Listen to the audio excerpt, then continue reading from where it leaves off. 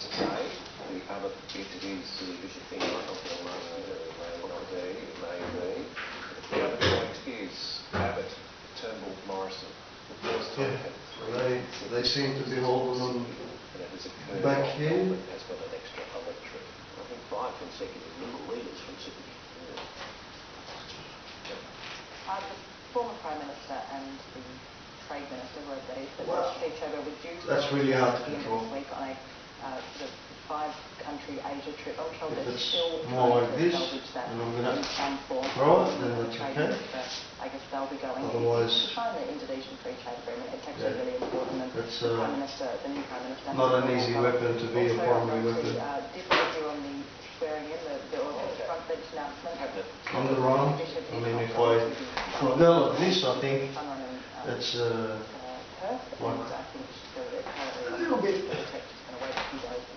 little bit easier, and that gives me an option to go straight underneath and from on top. So I'm still doing the overhand. I think I've got more control in this position than I do in this. I think this is better for throwing your javelin, and I think this one's better for kicking your spear in your hand and spearing the enemy away.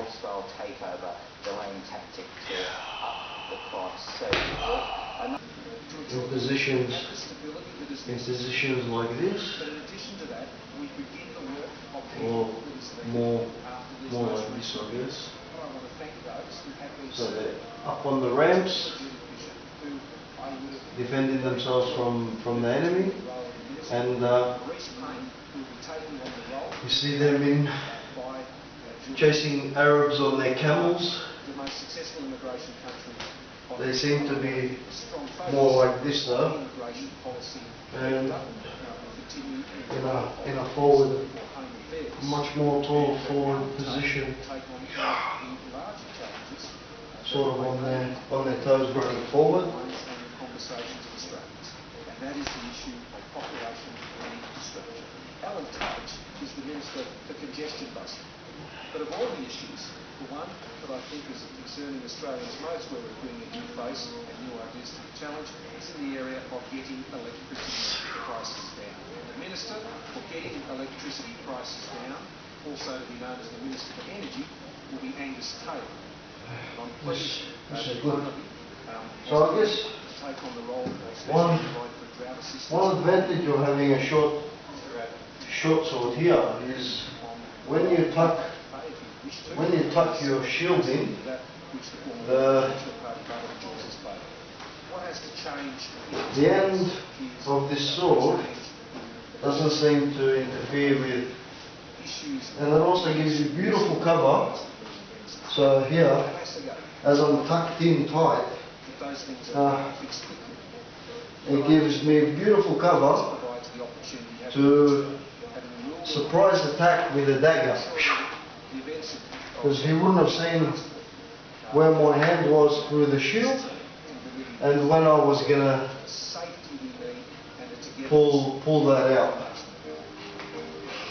So let's see if we can maneuver ourselves in a position. So we're fighting somehow. My spear has been dislodged, and I could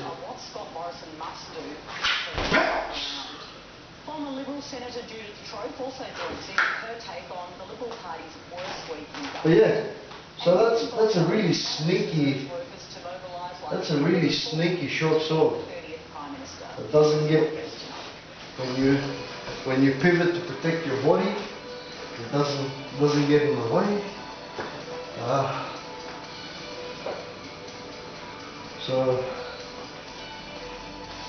yeah, I guess, see, you're not meant to carry your shield with your right hand if you're right-handed, although you can, it's possible, but still. So let's carry our shield. Let's see how many. So we cover from high range. Herald and the Agent joins us to We explain it all.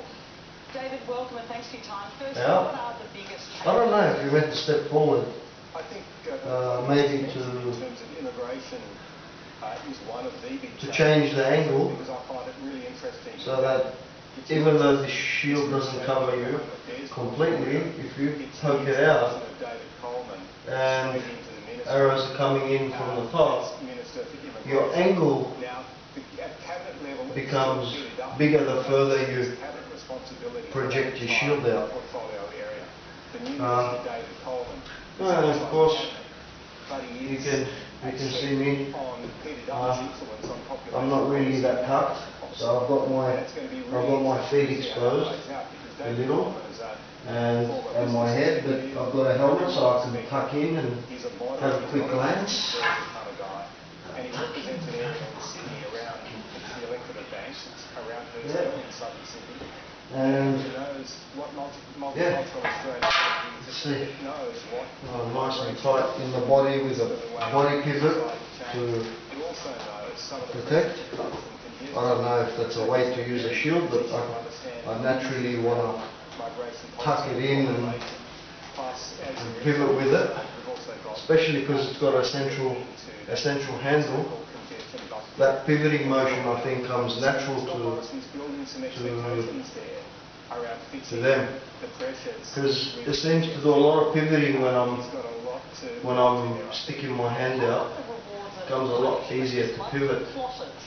So I tend to want to tuck it in more, rest it up against my body and want to pivot with it. So that's taking the blows up, down. Now, that twisting motion. James McGrath, a Queensland senator, they're out of the front bench. So that's a big signal. Zetsa Selja was another person who was someone up. He's kept his position as an assistant minister, but he doesn't go anywhere. How many different positions? I find it interesting that Greg Hunt, who was Dutton's running up mate, and down. He's kept as health minister. Side up, Michael Keenan, side middle, side down. Chobo, formerly trade minister, That leaves you really upper body exposed. He's lost that. He goes to the defence industry. So I wouldn't want to be, I prefer to be tucked in underneath if I had a low. Profile. So tucked in underneath low. But on the other hand, we do see that two Middle. others who resigned last week to support High. Alan Taj, as I Tucked mentioned, in low. so Angus Taylor. He's been Forward. promoted into a very important position as energy minister. Yeah, we see that, and then high as well. And there's a lot of pressure on him now to get electricity prices And down. this side, That's his job. He will have protecting to this side of your body. defend the energy policy the cabinet approves. They've got big decisions to make about what to do with that national energy guarantee. That's in flux. And he's going to be the guy who persuades some of those conservatives outside the parliament that the energy policy is going to... Here is my Ashurnasirpal period sword with double lion's heads. I don't know if you can see that. And my blade. So that's my sheath and my sword. The double lion's heads. The handle is based on designs from ancient Assyrian reliefs.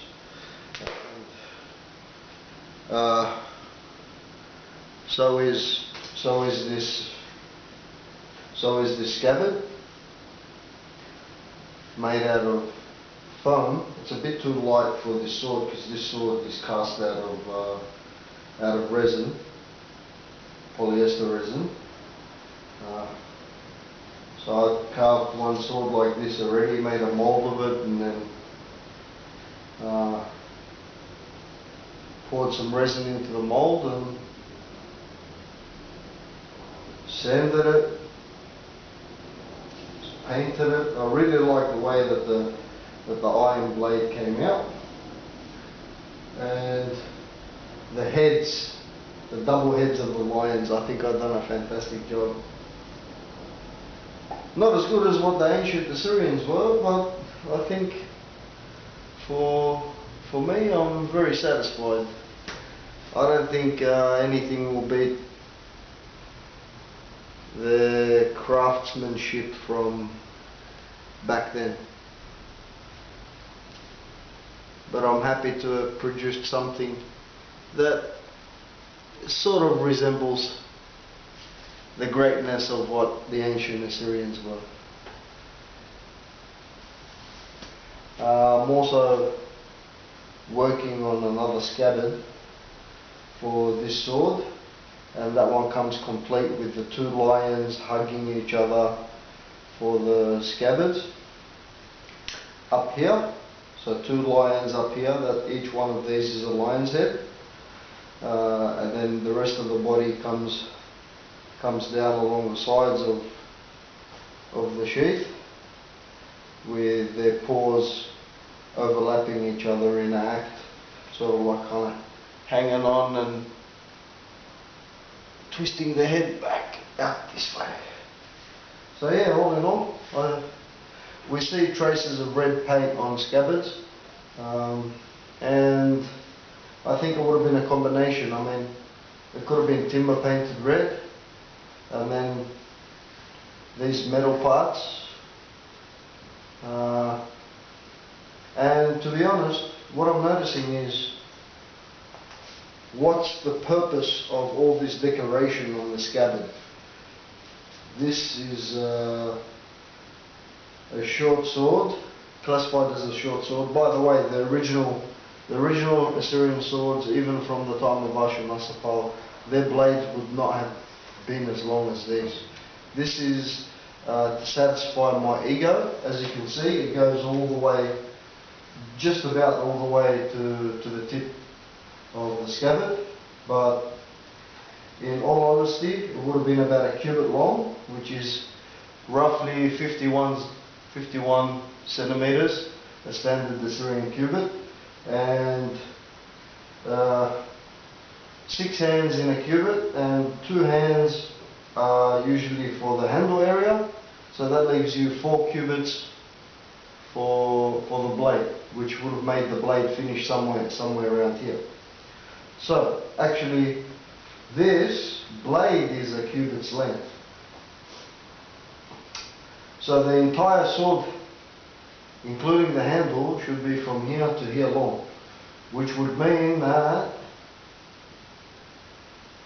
if the handle part is sticking out, yeah, see? So up to here.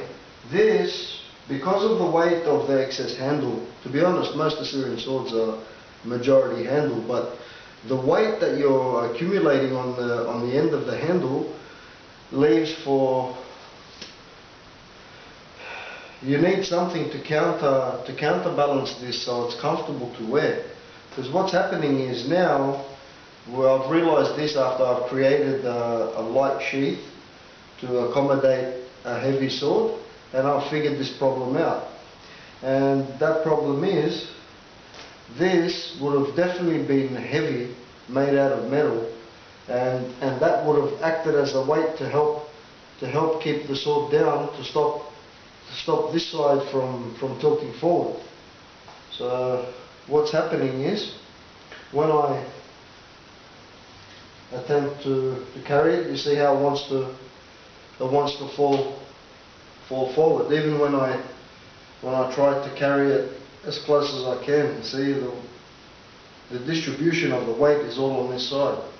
So that made out of metal, even this part, would have helped in the distribution of the weight so that it's easier to carry by your side. I mean, swords falling forward like this and coming out of their sheaths would have been useless, to be honest, and quite annoying. So the sword original Assyrian swords would have finished approximately that far into the scabbard, and the rest would have been the counterweight to hold the sheath in a position that makes it easier to carry.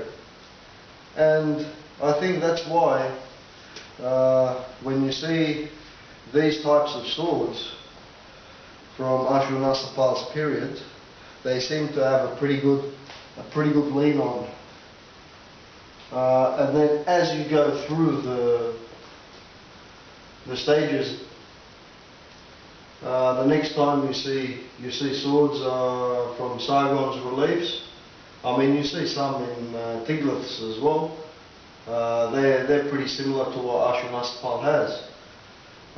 So the swords seem to be getting even shorter but wider. So in Ashurnasirpal's times, you notice the blade is thin, or relatively thin. And by Sargon's times, the blades are starting to widen and they're starting to shorten as well. So what they've done is, in these little ends, to be honest, when you're actually trying to put it on, they seem to be getting frustratingly in the way of the way that the strap is meant to sit over your shoulder. So they've taken these off, but they've kept this on in Sargon's times. So the weight, the counterweight for the heavy handle has been counterweighted with the weights of the sheath, especially here at the tip. And I think that's why you see really long sheaths compared to sword blade lengths. But I'm not a historian or an archaeologist. I mean, what would I know? Just an Assyrian having fun, mate.